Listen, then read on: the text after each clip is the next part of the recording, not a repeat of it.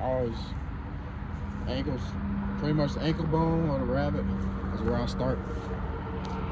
I'll just peel some of that fur off of there. That way you can get to the skin.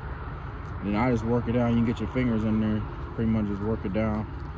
Go to the other leg again at that ankle bone right there. Get some of that off. Come off pretty easy for the most part. Just try not to rip it. Slow, take your time. Then by the time I get them on both to the hip bones, where that tail meet, you can go behind the tail and make like a little pocket. I usually get my hand in there and split it off from the tail. Now I can work it all the way down and not have to worry about getting the guts. It's coming off nice, and now the fur ain't getting all on the meat and whatnot. You can pull it down. Again, that's where all the meat is at. So then you flip them. Again, it's fur under the underbelly. Again, you can pinch it and poke a hole right underneath there and it'll come open. Just separate it again from the tail. Then I'll pull that out just a little bit.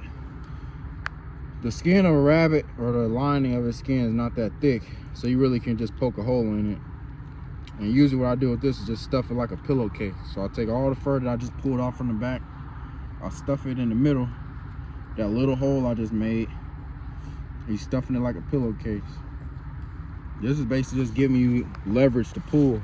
But all I'm gonna do is I got my 2 fingers holding the fur and holding the guts inside, and I take them by the hips, and I literally just pull. That's separating all the guts and everything from the meat. And I always carry some shears with me. You just cut the shears off, and now you just got everything you need. Go back through if you need to, pull some of the kidneys out and some other body parts. Then I try to grab as much of the tail and make it in one little ball as I can. So I'll just wrap it around, get it to where it's all separate in a nice little package. No more tail. I make 2 slices on either side of the tail. Then what you can do with that, again, keep it all together. You can basically bend it and pull it out. Sometimes you might have to go back through and just snip off the tail. Snip off both feet, because again, there's no meat there. That's what we started pulling from. There's no meat. So we usually just chop them off right there.